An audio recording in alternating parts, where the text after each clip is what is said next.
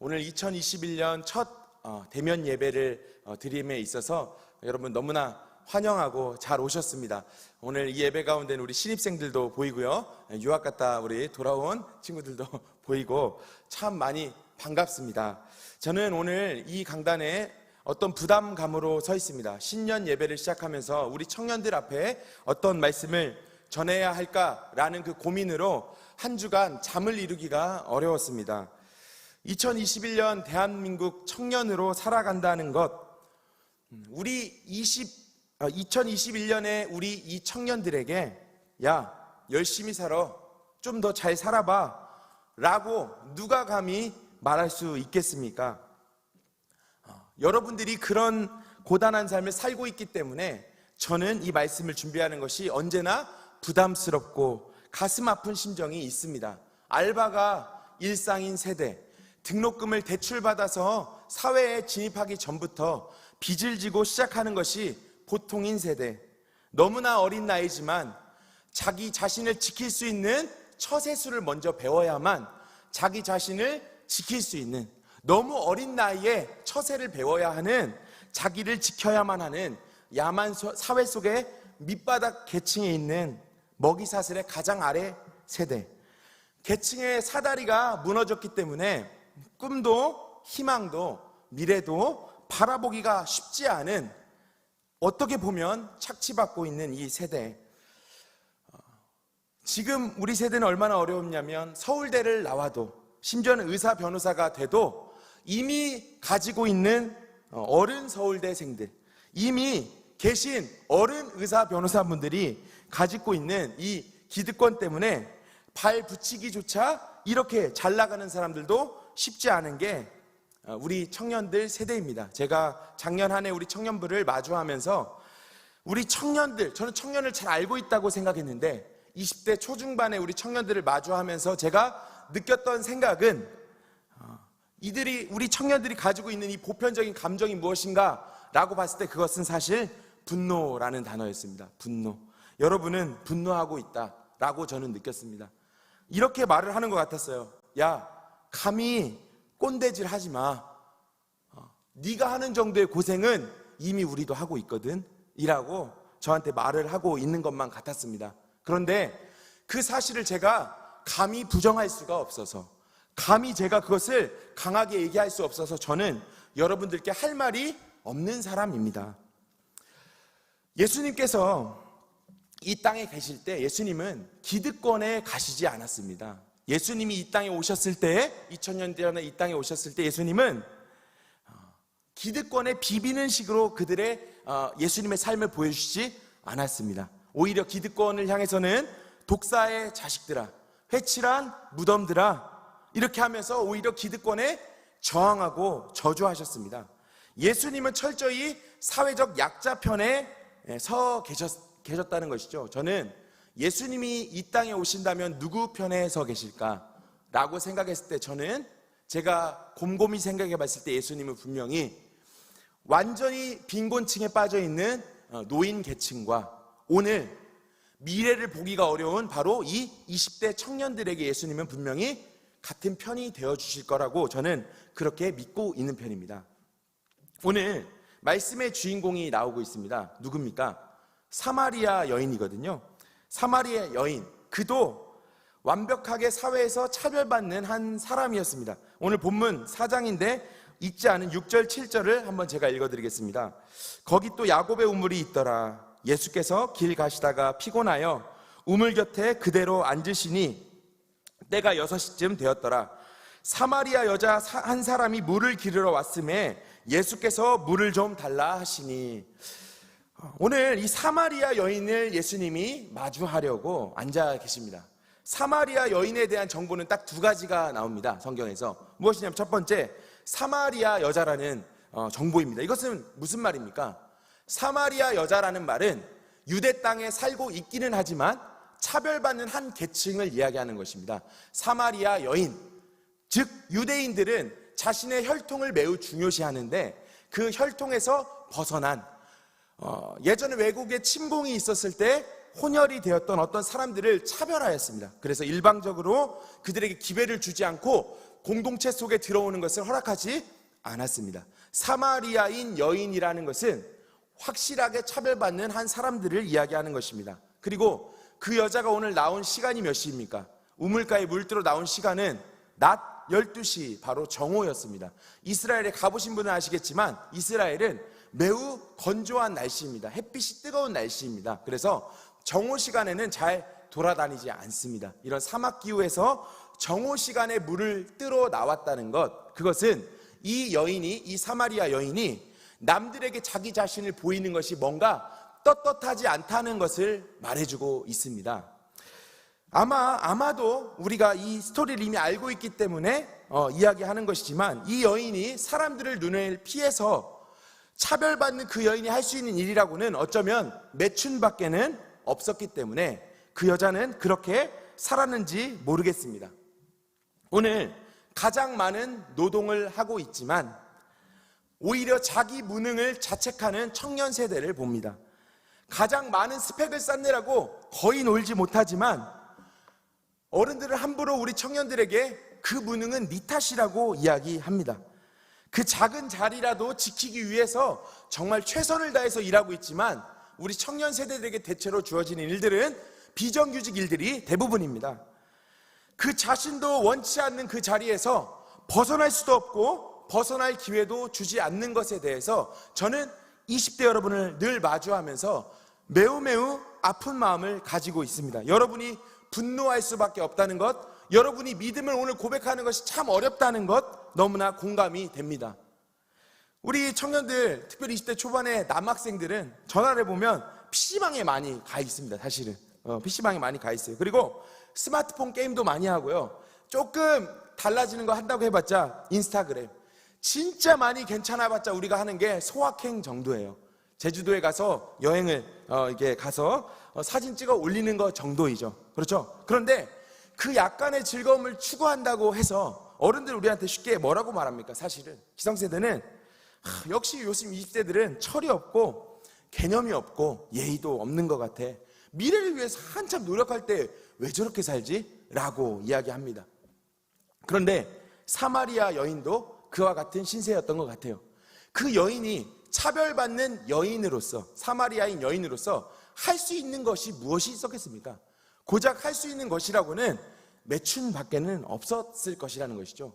이 여인은 아프다라는 것입니다. 그리고 우리 20대들도 매우 아프고 힘들고 우리가 할 수 있는 것은 많지 않다라는 것입니다. 그런데 오늘 예수님께서 바로 누구에게 오셨습니까?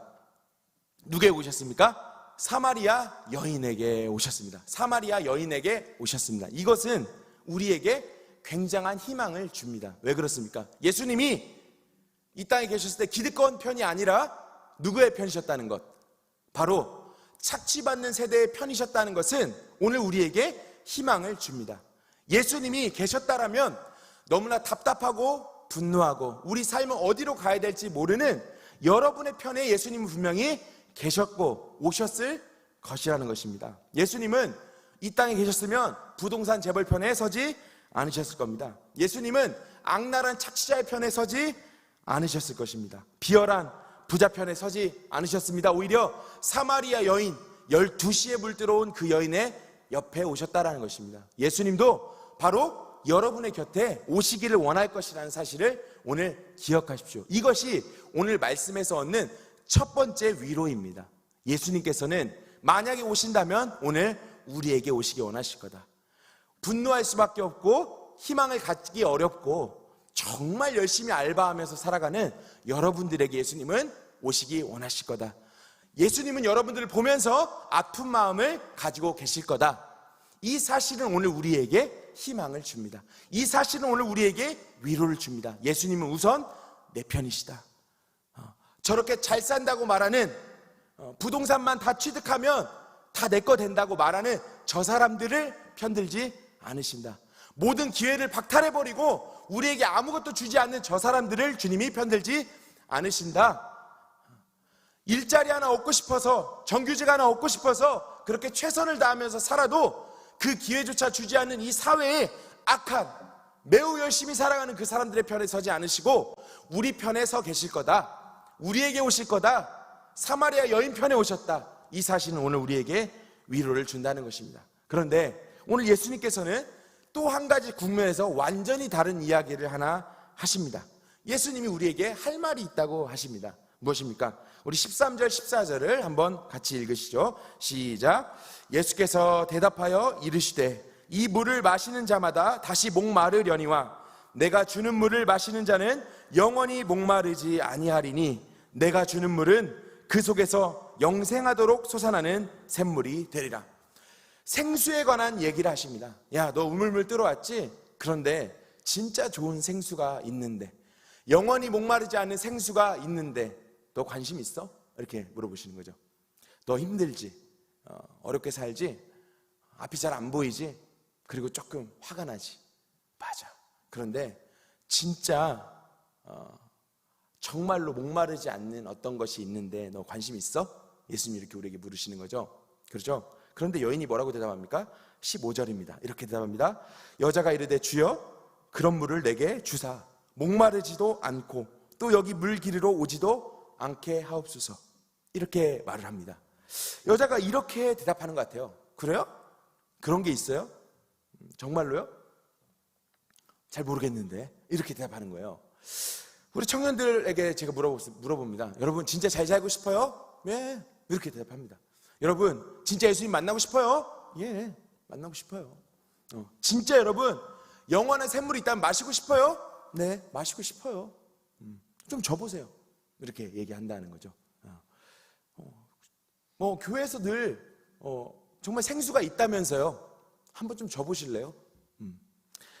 이런 비아냥 섞인, 혹시 비아냥이 아닐지라도 그다지 관심 갖지 않는 이 대답은 이 여인이 얼마나 낙심해 있고 또한 이 여인이 얼마나 이 사실에 관심이 없는지를 잘 보여주고 있습니다. 영생의 샘물이 있다고요? 더 나은 샘물이 있다고요? 라고 물어보고 있습니다.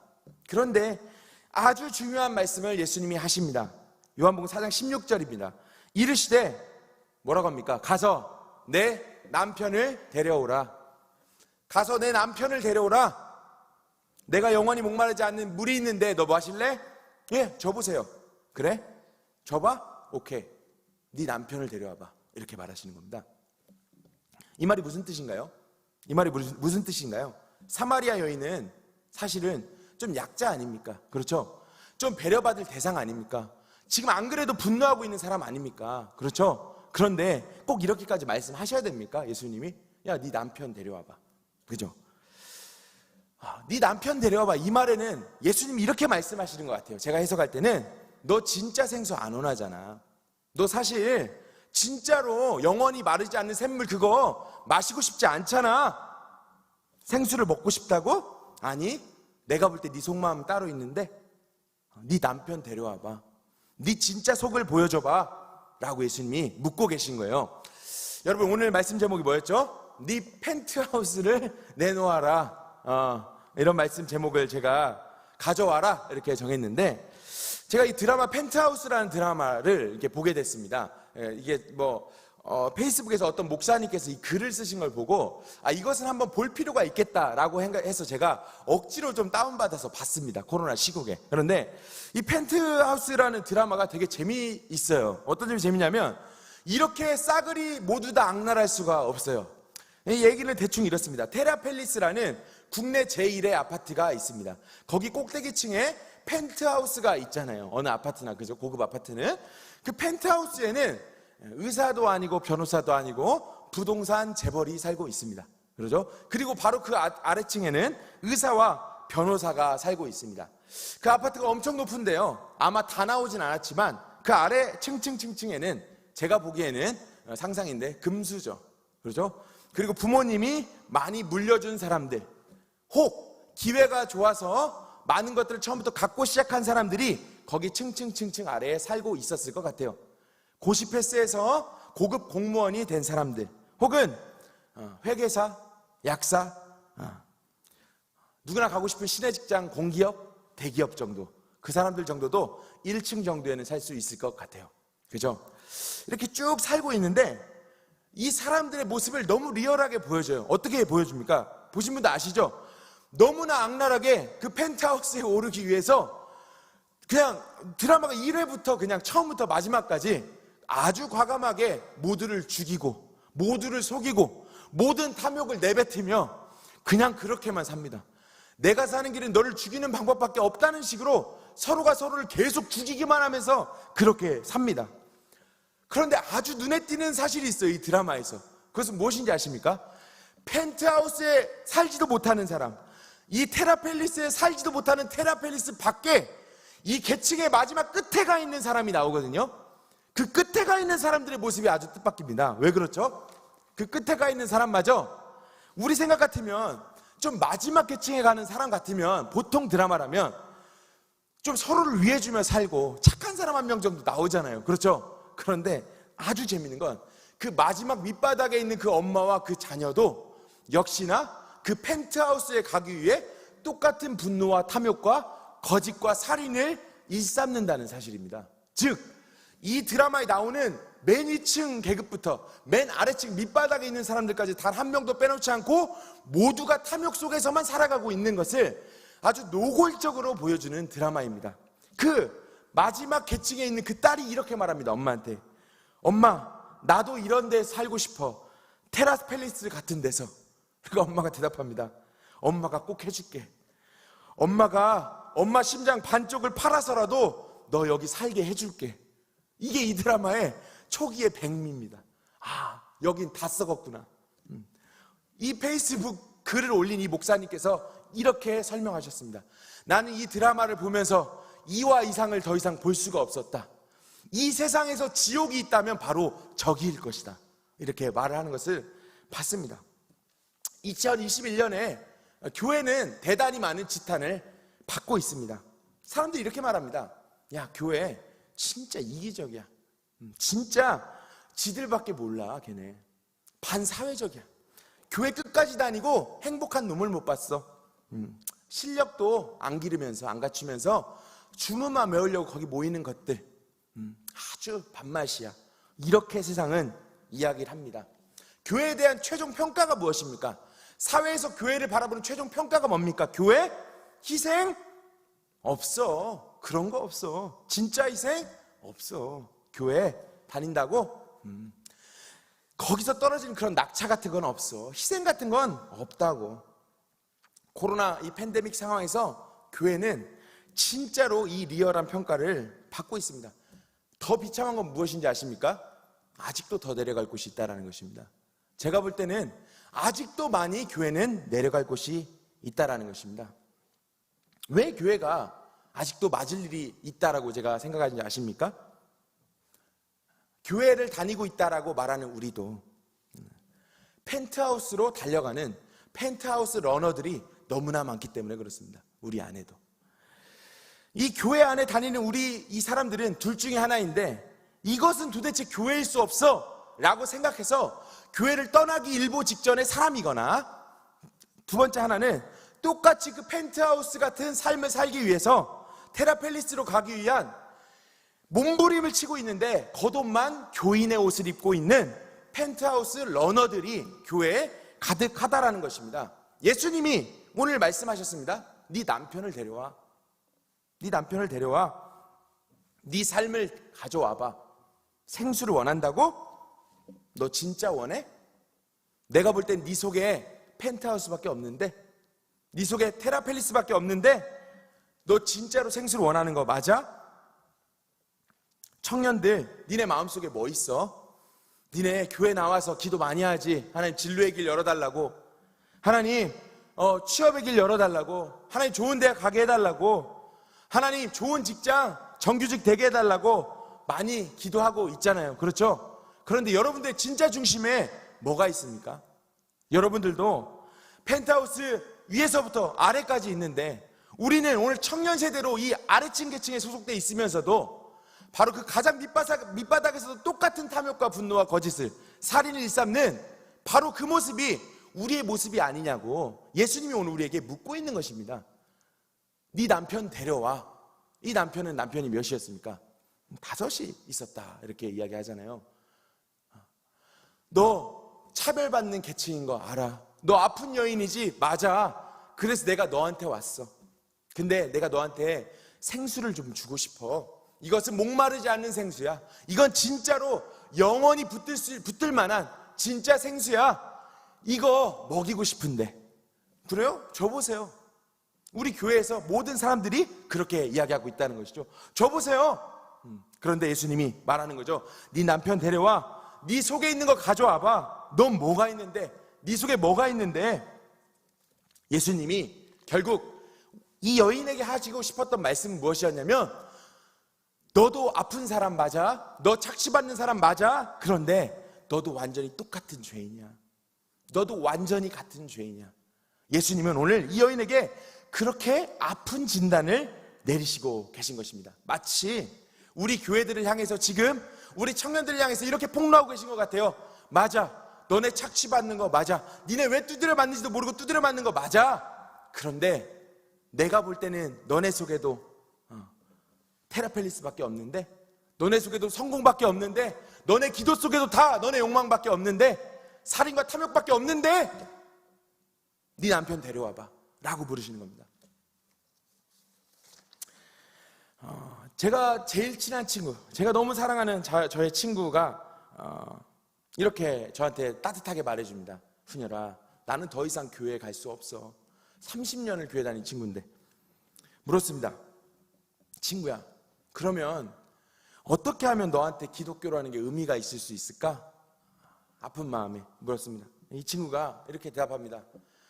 훈열아, 나는 이제 교회에 대해서 아무것도 궁금하지 않아. 나한테 더 이상 설명해 주지 않아도 돼.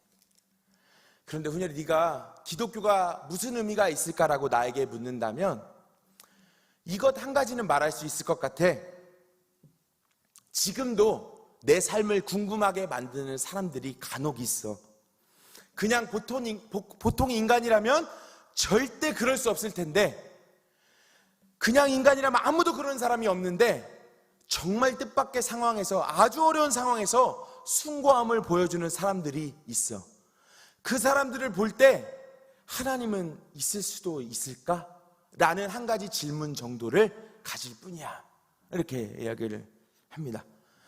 오히려 저를 마치 달래듯이, 훈열이 너도 이제 교회에서 그만 나오라는 듯이 달래는 친구의 이야기를 듣습니다. 이 친구가 말하던 그 숭고함, 교회를 완전히 포기해버린 제 친구도 그래도 마지막으로 교회가 있다면 한 가지 물을 수 있을 거라고 생각하는 그 숭고함, 누군가에게서 발견되는 그 숭고함이 무엇일까요? 바로 오늘 예수님이 우리에게 주시겠다고 하시는 이 생수일 것입니다. 내가 주는 물은, 네가 푸는 물은 또 뭐 퍼먹고 싶은 목마른 물이야. 그런데 내가 주는 이 물은 영원히 목마르지 않는 생수야. 그 영원히 목마르지 않는 생수를 마셔야 우리 인생에 다른 것이 있다는 것을 보고 이 세상 사람들을 향해 다시 한번 우리의 숭고함을 드러낼 수가 있겠죠. 이 진짜 생수를 마시지 않는 한 우리가 보여줄 것은 그들과 같은 욕망, 탐욕, 살인밖에는 없을 것입니다. 예수님 오늘 우리에게 네 남편을 데려와라 라고 묻고 계신 것입니다. 저는 우리 청년들 생각하면서 이 말씀 준비하면서 꽤 오랫동안 고민하고 씨름하던 문제였어요. 우리 청년들에게 내가 말씀을 전할 자격이 있을까? 우리 청년들에게 누가, 어떤 목사님이 무슨 말씀 하실 자격이 있을까? 우리 청년들에게 감히 믿음을 누가 강요할 수 있을까? 어렸을 때부터 교회에 욕만 먹는 모습밖에 보여준 적이 없고, 더더군다나 사회적 기회마저 박탈되면서 살아가는 이 청년들에게 누가 믿음을 함부로 강요하며 이야기할 수 있을까? 분명히 예수님이 오신다면 이들의 편이다, 이것까지는 알겠는데, 저는 여러분들과 지내면서 이 한국교회의 많은 대학생들을 보면서 이 사실은 확신할 수 있었어요. 예수님이 분명히 물으실 거라는 거예요. 네 남편을 데려와라. 내가 진짜 영원히 목마르지 않은 생물을 주고 싶은데 네 탐욕, 네 욕망, 네 마음 가운데 있는 네 뜻대로 살고 싶은 네 우상, 그거 가져와야 진짜 예수 만날 수 있어. 진짜로 너 사람답게 살 수 있어. 진짜 예수 그리스도를 만날 수 있어 라고 이야기하는 것입니다. 이렇게 네 남편을 데려와라 라고 말씀하시니까 드디어 이 여자에게서 또 다른 맥락의 이야기가 나오기 시작합니다. 19절 20절입니다. 여자가 이르되 주여 내가 보니 선지자로소이다. 우리 조상들은 이 산에서 예배했는데 당신들의 말은 예배할 곳이 예루살렘에 있다 그럽디다. 무슨 말입니까? 내가 보니까 당신 보통 사람이 아니군요. 근데 이 여자가 드디어 진심을 말하는 거예요. 저도 한때는 예배 드리고 싶었어요. 저도 한때는 진짜로 주님 알고도 싶었어요. 그런데 사람들이 말하더라고요. 너는 예배 드릴 자격이 없다고. 너는 사마리아 여인이니까 예루살렘에 올 수 없다고. 그리고 이 산에서 예배 드릴 수도 없다고. 거기 가야만 하나님 만날 수 있다고 그러더라고요. 그래서 저 이렇게 살았어요 라고 말하고 있어요. 그러니까 예수님 뭐라고 말씀하십니까? 뭐라고 대답하십니까? 예수께서 이르시되 여자여 내 말을 믿으라. 이 산에서도 말고 예루살렘에서도 말고 너희가 아버지께 예배할 때가 이르리라. 무엇입니까? 삶의 울분 속에 파묻혀서 그 울분 때문에 진짜로 똑같은 모습으로 똑같은 탐욕으로 그렇게 사느라고 그 변명 때문에 여태까지 예배할 곳이 없다라고 핑계댔던 것 괜찮아, 오케이. 기성교회들에 들어오는 메시지들을 도저히 동의할 수 없었다고? 오케이. 어른들이 가르치는 신앙에서 동의할 수 없었다고? 오케이. 그래, 근데 한 가지 해야 되는데 진짜 너를 가져와. 그리고 나를 불러. 바로 그 장소가 예배의 장소가 될 거야. 영과 진리로 예배하는 자가 하나님을 만날 것이라고 바로 이 장면에서 예배가 무엇인지를 가르쳐 주셨던 것이죠. 너희가 진짜 나 예수를 부르면 거기서 나를 만나게 될 거야. 여러 가지 다양한 맥락 속에서 너희가 예배할 수 없었지? 맞아. 그런데 그것 말고 진짜 나를 원한다고 너희가 네 삶을 가져오면 나를 만날 수 있을 거야. 너희가 세상을 그렇게 욕하면서도, 너희가 기성세대를 그렇게 욕하면서도 너희 안에 똑같이 쌓아둔 그 욕망을 포기하고 나를 부르면 거기가 나를 만나는 장소가 될 거야 라고 말씀해 주셨습니다. 오늘 말씀을 정리할 겁니다. 오늘 말씀을 우리에게 뭐라고 말씀하십니까? 착취받는 자리에 있다라고 해서, 우리가 비록 약자라고 해서 우리가 예수의 사람인 것은 아니다라고 말씀해 주고 계십니다. 예수님은 분명히 우리가 분노할 만한 자리에 있다라고 해서 우리 편이 되어서 옆에 오시는 분은 맞습니다. 그러나 그 자체가 우리의 진리를 보장하는 것은 아닙니다. 사도행전에서 나오는 것처럼 사도행전 3장 19절에 보면 그러므로 너희가 회개하고 돌이켜 너희 죄 없이 함을 받으라 라는 이 말씀은 여전히 착취받고 있는 세대이나 우리에게도 들려져야 할 복음이며, 우리에게도 여전히 회개하고 마땅히 마주해야 할 내용이라는 것입니다. 이같이 하면 새롭게 하는 날이 주 앞으로부터 이를 것이요, 새롭게 하는 날은 주 앞에 돌이키는 자에게 반드시 올 것입니다. 세상과 완전히 같은 마음속의 그 우상을 버리고 우리가 여태까지 우리를 실망하게 만들었던 기성세대들, 그들이 가르쳐준 그 예수 말고, 우리가 세상처럼 욕망하라고 배웠던 그 예수 말고 네 남편을 데려와, 진짜 너를 가져와, 네 속마음을 먼저 가져와 라고 말씀하시는 그 말씀 앞에 주님, 내 욕망을 꺾고 진짜 예수님 만나기 원합니다 라고 이야기할 때 우리는 진짜 예수를 만나게 될 것입니다. 사랑하는 청년 여러분, 우리 2021년을 시작하고 있습니다.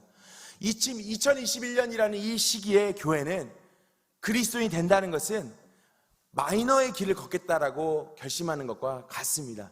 그런데 가뜩이나 교회를 다녀야 해서 마이너로 살아야 하는데 진짜 예수님 한번 만나봐야 되지 않겠습니까?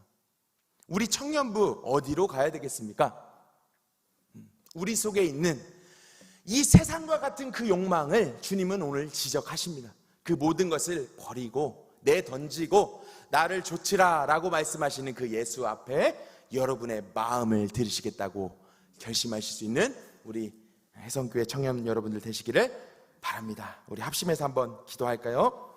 하나님, 내 펜트하우스를 가져와, 내놔, 네 마음속에 있는 그 욕망을 내놔 라고 말씀하시는 주님이 말씀을 듣습니다. 네 남편을 데려와 라고 물으시는 주님의 음성을 듣습니다. 주님, 교회 다닌다고 말은 했지만 주님, 내가 너무나 힘들었기 때문에, 내 안에 분노가 있었기 때문에 주님, 온전히 주님을 부르지 않았던 것을 이 시간에 고백합니다. 주님, 내 삶에 먼저 와주셨고 물으셨고, 그러나 내 남편을 데려오라고 하시는 그 말씀 앞에 우리가 엎드릴 수밖에 없습니다. 깨뜨려질 수밖에 없습니다. 주여, 우리가 주의 이름을 부르게 하여 주옵소서. 진짜 예수를 만나게 도와주옵소서. 우리 합심해서 한번 기도하겠습니다. 하나님 아버지, 감사합니다. 오늘 이 말씀 통해서 하나님, 착취받던 여인 사마리아 여인을 마주합니다. 하나님, 우리는 오늘 분명 기도하기 어려운 수많은 이유들과 마음속에 거칠 것들을 경험하고 있음을 하나님, 우리는 늘 변명할 수밖에 없습니다. 너무나 아프기 때문에, 너무 힘들기 때문에 하나님, 그렇게 할 수밖에 없었습니다. 주님, 먼저는 주님이 우리에게 와주심을 감사드립니다. 그러면서 내가 너에게 진짜 줄 생수가 있다, 그런데 네 남편을 데려와봐 라고 말씀하신 그 말씀 앞에 주님, 우리도 오늘 무너질 수밖에 없습니다. 하나님, 그렇게 기성교회를 우리가 실망하면서도 우리 안에 똑같은 기성교회가 있었음을 하나님 회개하기 원합니다.